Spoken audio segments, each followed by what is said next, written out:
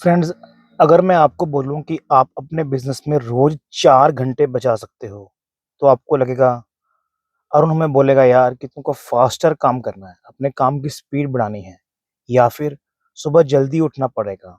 सुबह जल्दी उठोगे तो 4 घंटे बच जाएँगे या फिर आप सोचोगे हमें अपने टाइम को बेटर मैनेज करना होगा, तो हमें टाइम मैनेजमेंट सीखनी होगी। कुछ लोग समझते हैं कि वो प्रोडक्टिविटी की नई ऐप डाउनलोड कर लेंगे हम या कोई एआई नया अडॉप्ट कर लेंगे, तो उससे काम हो जाएगा।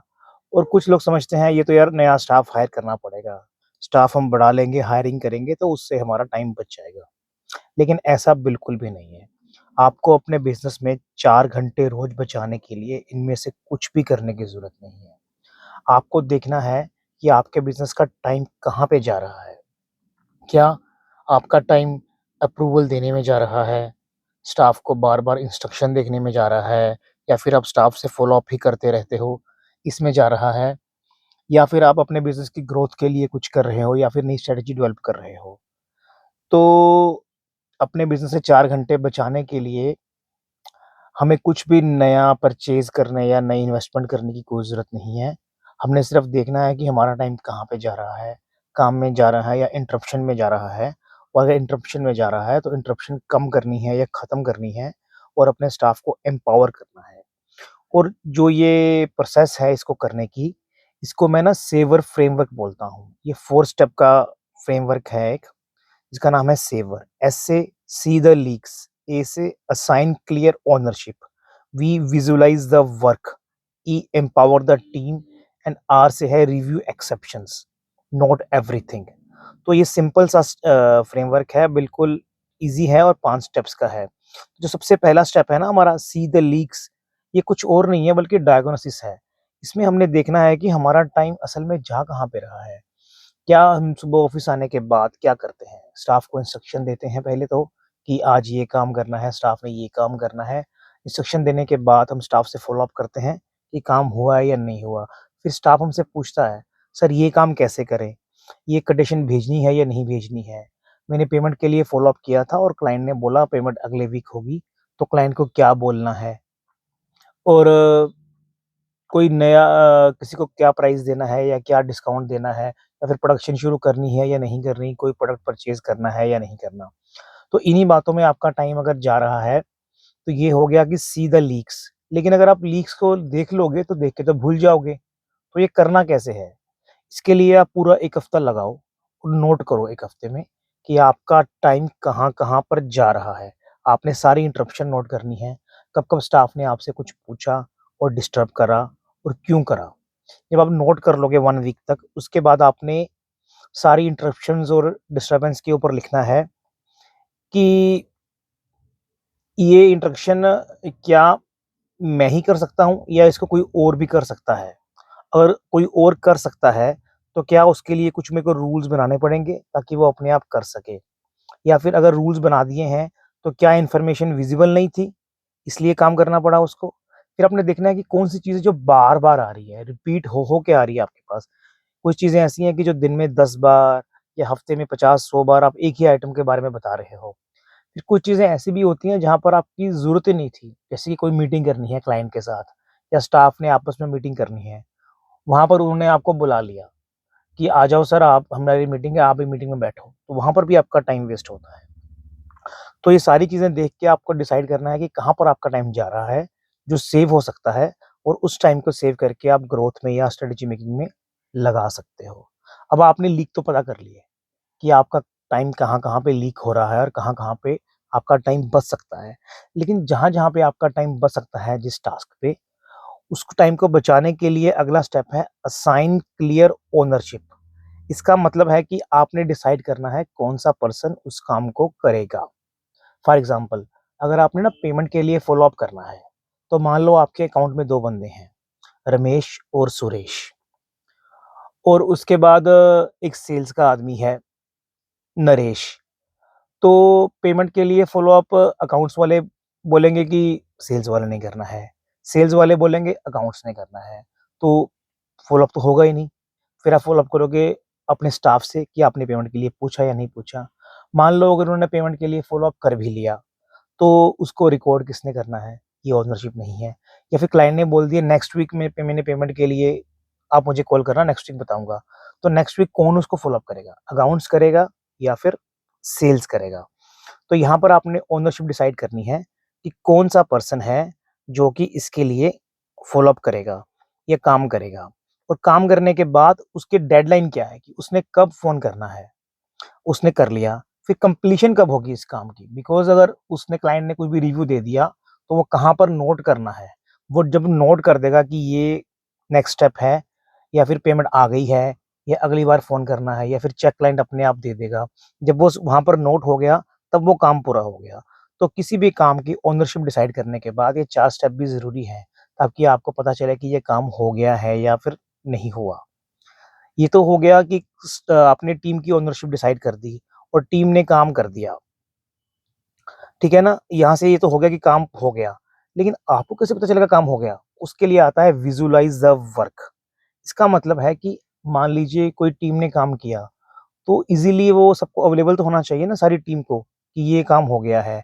अगर रमेश या सुरेश या नरेश ने कोई काम कर दिया है, तो सबको पता होना चाहिए कि ये काम हो गया। मान लीजिए उनके दिमाग में ही है कि उन्होंने फ़ोन किया था, क्लाइंट ने बता दिया, तो उनको पता है। हर बार आपको उनसे उस हिसाब से पूछना पड़ेगा या बाकी टीम मेंबर को कंसर्न्ड पर्सन सुरेश, रमेश या नरेश को कॉल करके पूछना पड़ेगा, ये काम हुआ है या नहीं हुआ। तो एक तो ये वाला स्टेप हो गया। दूसरा है कि उन्होंने कहीं पे नोट कर दिया, किसी व्हाट्सएप ग्रुप में डाल दिया या फिर आपकी कोई उनकी पर्सनल डायरी है उसमें नोट कर दिया या फिर आपकी कलेक्शन का लेजर है उसमें लिख दिया।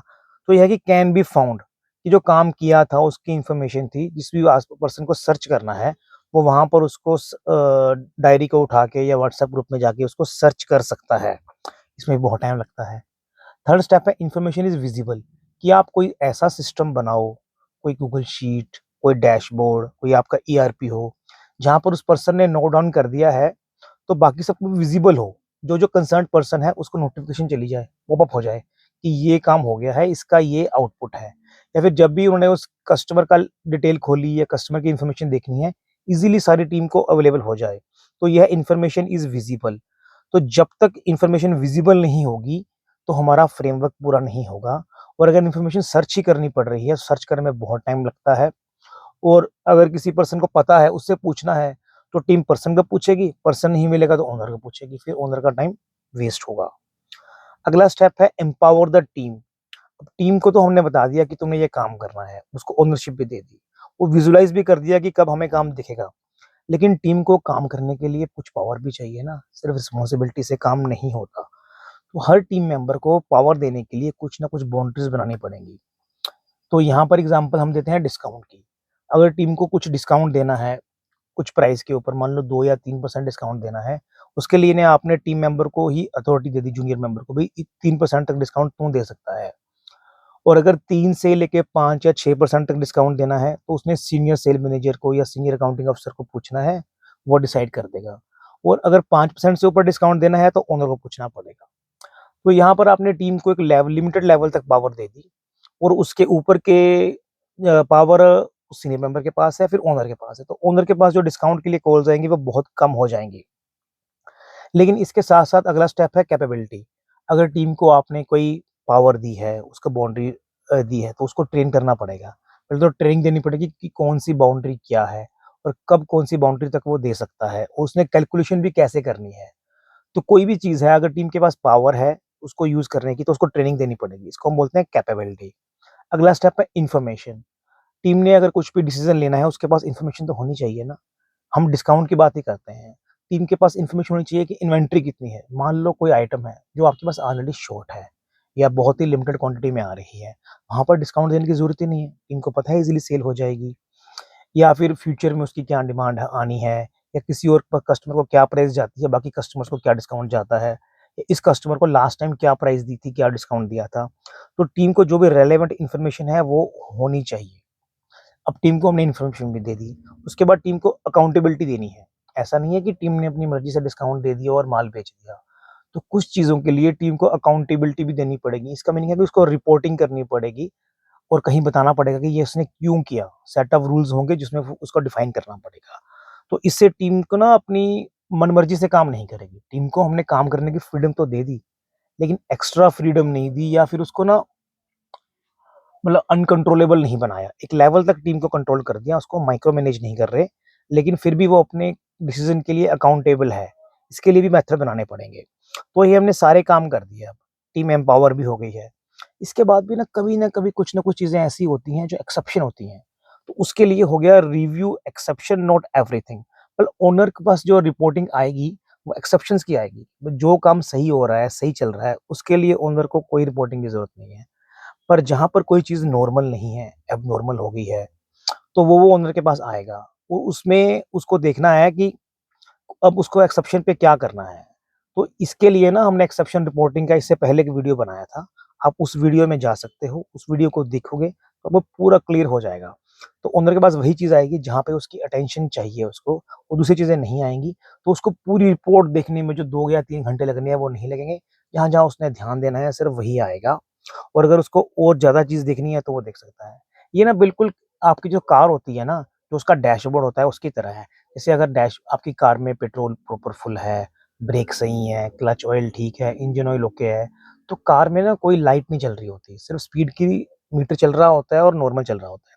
लेकिन जब कोई भी चीज़ कम होती है तो कार में ना एक वार्निंग साइन आ जाता है, वो एक्सेप्शन होता है, तो उस पे ध्यान देके आप एक्शन ले लेते हो। नॉर्मल आप अपना अटेंशन को डाइवर्ट नहीं करते।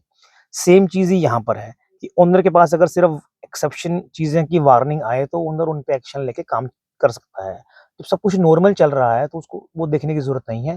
जो टाइम बचेगा उसको स्ट्रैटेजी बनाने में, बेटर मार्केटिंग करने में, क्लाइंट से रिलेशनशिप बिल्डिंग करने में या ग्रोथ के ऊपर टाइम लग सकता है।